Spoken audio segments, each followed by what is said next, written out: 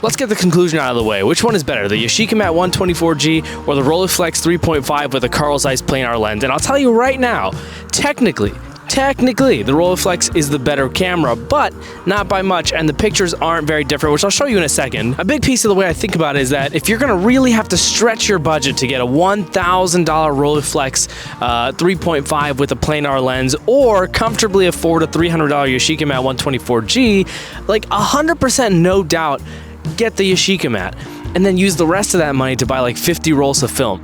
I'd way rather have a camera that is almost exactly the same than have a more expensive camera with like more clout and less film. But that's just me. There are a bunch of side-by-side examples, and in this video I'll put a chapter so you can find it. If that's all you need, that's cool. Skip to that, but do me a solid and help me beat the YouTube algorithm. Leave a like and a comment really quick, just so that I don't get punished for you skipping around in the video. I'll break down a bunch of different factors about these two cameras, but I shot the exact same roll on both of them so that you could see the image quality difference between the two cameras, if any, because I think that should be the #1 criteria when you're selecting your camera, right? What is the actual image you're getting out of it? I won't sell you on the pros and cons of using a TLR, a twin lens reflex camera in general. That's kind of up to you to decide if that's what you want to shoot with, but let's get right into it. There are quite a few different Rolleiflex 3.5 models, and it's pretty widely agreed upon that the best lens you can get on a Rolleiflex 3.5 is the Carl Zeiss planar lens, which is what we've got right here. This is a Rolleiflex 3.5C, otherwise known as a 3.5E, and it's got a 75mm f3.5 Carl Zeiss planar lens, the best that you get on a camera like this. The Yashica Mat offers a slightly different 80mm f3.5 lens. In reality, are you going to see a major difference from an 80mm lens versus 75mm on 6x6 negatives?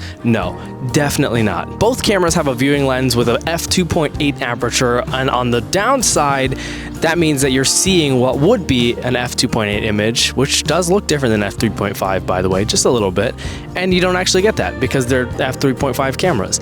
On the bright side, literally, you get a brighter viewfinder, which means that it's going to be a little bit easier to see your image, especially indoor. Both of the lenses are coated, which means you're going to get better lens flare reduction, you're going to get better contrast, better colors, and there's no denying that Carl Zeiss planar lenses are just as good as it gets. That's it. Like, it's just top tier. Both cameras are very similar to load. The only major difference being that with the Yashica Mat 124G, you got to line up the film until the arrow on the backing paper lines up with the arrow inside the camera, and then you can close the back and wind it the rest of the way until it gets to the first shot. On the Rolleiflex, you can wind it up even just a little bit. As long as it's properly on the take-up spool at all, you can close the back, and the camera will basically sense automatically, mechanically actually, when you've gotten to that first shot, which makes the Rolleiflex slightly more convenient to load. When it comes to the waist level finders, they're quite similar. I will say that on the Yashica, it's faster and easier to pop the magnifier out. You just push the front and it pops up. And on the Rolleiflex, you kind of have to get under there with your finger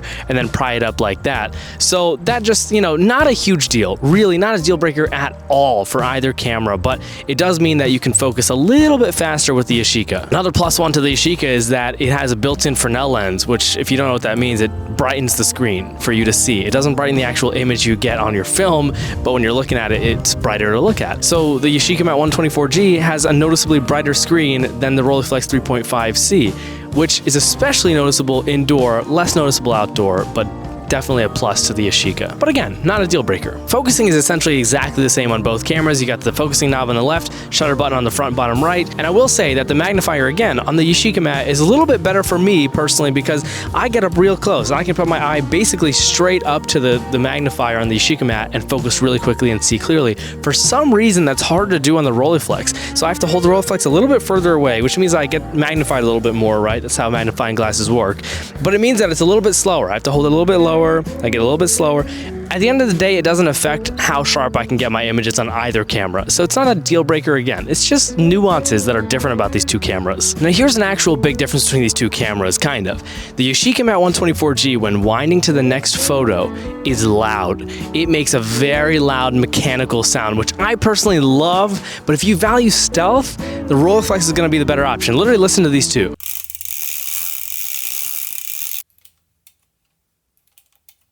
Clearly, Yashica Mat 124G, not stealthy, Rolleiflex, near silent. Now this is totally preference, right? But I will say, I enjoyed the sound because I use that camera primarily to photograph strangers, and that sound is kind of part of the experience for them. It somehow makes it feel like an even older camera than it is, but think about this. There was a guy once who was playing around with his film cameras on an airplane. Somebody thought it was a bomb, and so they landed the plane early. If I had to guess which one would be more likely to be interpreted as a bomb, the Yashica Mat 124G and the Rolleiflex 3.5, like hands down it's going to be the Yashica Mat. That sound is almost intimidating if you don't know what you're looking at, but that's never happened to me, and I have used that camera on a plane before. Also, I'm brown, so that's like, damn, I really got away with it. Changing the aperture and the shutter speed is exactly the same on both cameras. You spin the little wheels on the front of the camera and you see your settings by looking down at the camera. But let's actually look at the photos side by side of the Yashica Mat 124G and the Rolleiflex 3.5C on Portra 160. All of these photos were taken with the exact same settings. They were all on Portra 160, and to add an even extra step of consistency, they were developed in the exact same tank at the same time. So this is really as close as you're going to get to like a side-by-side direct comparison between the Rolleiflex 3.5 with the planar lens and the Yashica Mat 124G. I did very little editing after Negative Lab Pro did its thing, and with this first photo you're going to see there, it's very, very similar as far as color,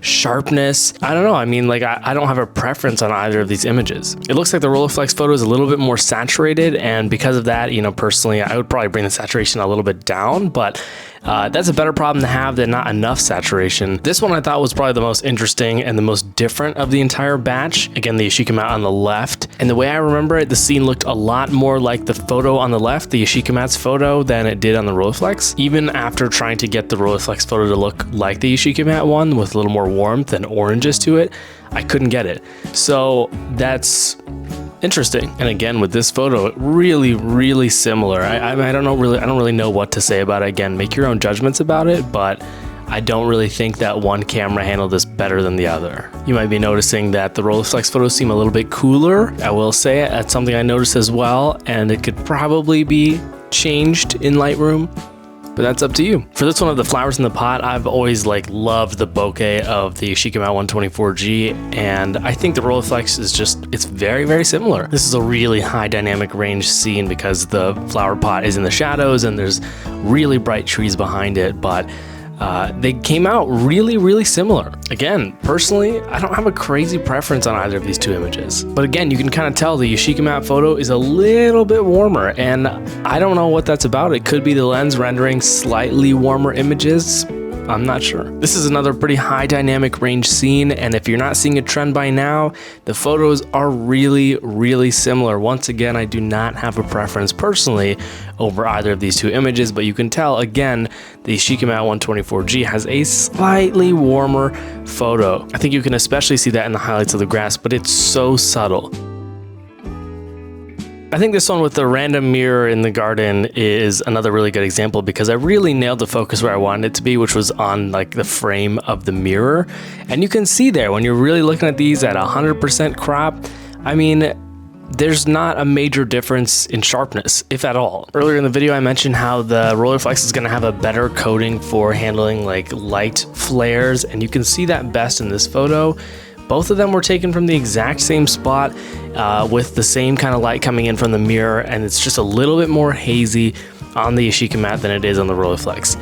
Again, not a huge deal in my opinion, but that is a +1 to the Rolleiflex. Now, 4 other quick things worth noting. Yes, 4 different things. The first one being that you can actually keep the case of the Yashica Mat 124G on while shooting, which is a lot harder to do with the Rolleiflex. Just means I'm a little bit less worried about light leaks and dropping the camera with my Yashica Mat 124G. Number 2, a Rolleiflex 3.5 with a Carl Zeiss planar lens is going to be about $600 more than a Yashica Mat 124G. Are your photos going to be $600 better?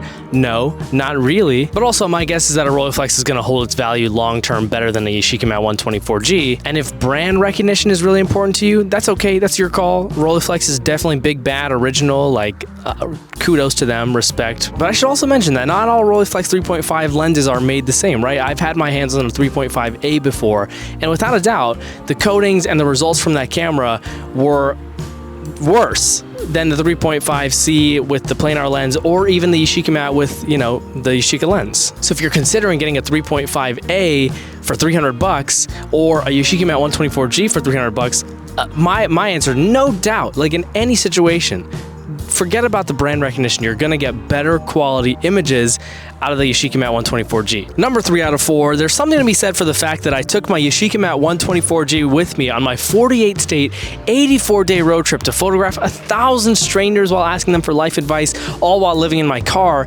because that camera handled temperatures from all the way up in, Northeast America to Southwest America. So like it handled the fluctuation both inside and outside of the car for literally 12 weeks straight and had 0 issues. There really is something to be said for the durability and reliability of the Yashica Mat 124G. That said, I have no doubt the Rolleiflex would have also had no issue doing the same thing. And number 4 out of 4 of these little caveats, I didn't talk about the light meters built into these cameras. Both of these have built-in light meters, and as far as I know, both of my copies work.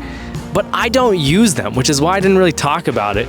Just learn the Sunny 16 rule.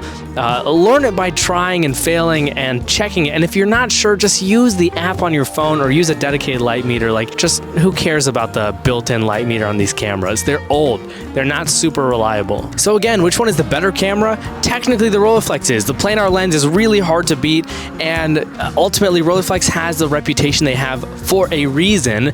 That said, you saw the comparison images. You saw the different factors. Yashica built an amazing, basically replica of the Rolleiflex cameras in their 124G. But like I mentioned at the beginning, if it comes down to it and you either have to stretch your budget to spend $1,000 to get a Rolleiflex 3.5 with a planar lens, or you can comfortably afford a Yashica Mat 124G for $300 and then buy a bunch of film with the rest of that money, or do whatever you want with the rest of that money, it's a no-brainer. You should definitely get the Yashica Mat 124G. Why stretch your budget just for like clout? That's my opinion, at least. But I have both, so I'm kind of living the fucking dream. If you have any other questions or you want to add something that I didn't really touch on in the video, feel free to add that in the comments.